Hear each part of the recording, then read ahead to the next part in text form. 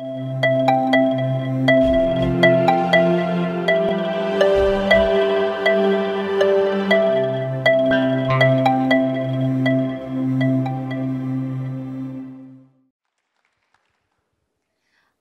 երբ մորս հետ խանութ եմ մտնում, շատ իրեր եմ տեսնում, որոնք կցանկանայի գնել։ Օրինակ, կոշիկներ, պայուսակ, հեծանիվ, ականջակալներ, ընտանի կենդանիներ, դե վերջում էլ չուպաչուպս։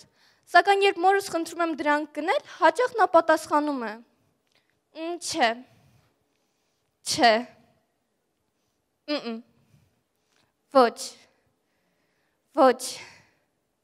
ոչ, լավ, ես մեկը կարելի է։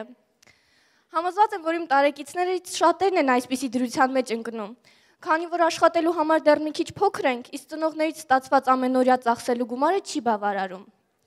Մի օր ես որոշեցի, որ ինքս եմ ուզում ծախսել այն գումարը, որը ծնողներս դնում են կոշիկներիս և շորերիս վրա։ Ես հաշվեցի և մորս առաջարկեցի ինձ օրական տրվող գումարը ավելացնել 500 դրամով, պայմանով, որ այդ բոլոր ծախսերը ինքս կհոգամ։ Նա էլ հաշվեց ու համաձայնեց։ Այդ օրվանից ես հասկացա, որ կարևոր չէ, թե մարդ ինչքան է ստանում, ավելի կարևոր է, թե որքան է նա ծախսում։ Համոզված եմ, որ ձեզնից շատերն են ամենօրյա ծախսելու գումար ստանում ծնողներից, սակայն քչերը միայն դրա մի մասը կողք դնում հետագայի համար։ Ինչպես ասել է Բենջամին Ֆրենքլինը, խնայված մանրադրամը վաստակված մանրադրամ է։ Այժմ խնայելը մարտահրավեր է հանդիսանում ոչ միայն մեր, դեռահասներիս համար, այլև ամբողջ հասարակության համար։ Սակայն այն քչերը, որոնք իրոք կարողանում են խնայել, կյանքում շատ բանի են հասնում։ Վերցնենք Վարեն Բաֆեթի օրինակը։ Այս հայտնի միլիարդատերն առաջի անգամ սկսել էր խնայել 15 տարեկանում, երբ ինքն ու իր ընկերը գնել և տեղի վարսահարդարման կետերից մեկում տեղադրել էին փինբոլ խաղալու մեքենա։ Այսպիսին։ Մի քանի ամսից նրանք այնքան գումար էին կարողացել վաստակել և խնայել, որ գնել էին ևս մի քանի այսպիսի մեքենա և տեղադրել այլ վարսահարդարման կետերում։ Այսպիսով 20 տարեկանում նա արդեն միլիոներ, իսկ 32-ում միլիարդատեր էր։ Կամ վերցնենք Քրք Քրքորյանի հետ հարցազրույցը,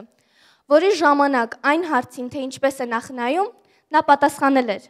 վերցնելով լուծկու չոփ, բաժանելով այն 4 մասի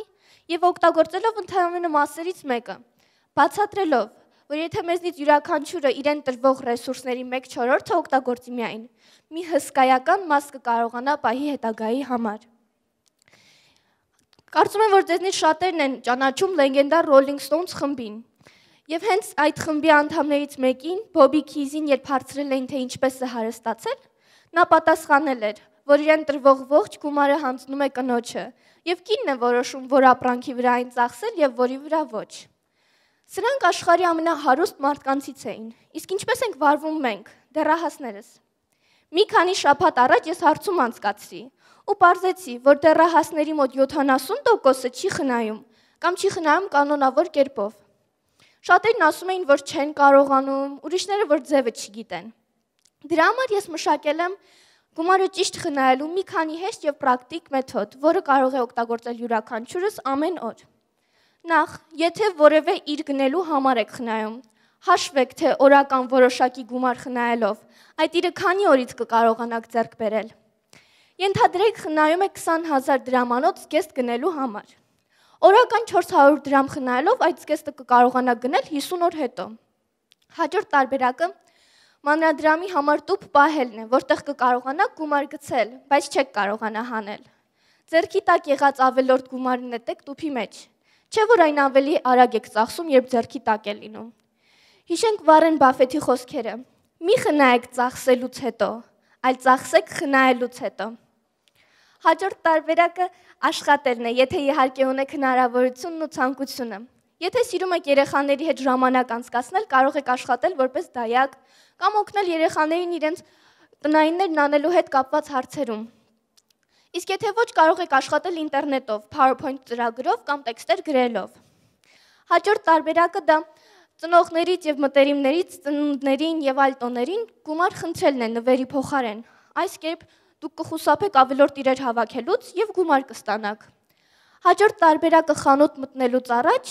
Ցուցակ կազմելն է եւ աշխատել այդ ցուցակից չշեղվել, որպեսզի ավելորդ գումար չծախսեք։ Եվ պարզապես հիշեք, որ անտառը կազմված է ծառերից։ Եթե օրական թեկուզ մի ծառ տնկեք, ի վերջո անտառ կունենաք։ Նույն կերպ, եթե օրական թեկուզ 100 դրամ խնայեք, կկարողանաք գնել ցանկացած իր։ Շնորհակալություն։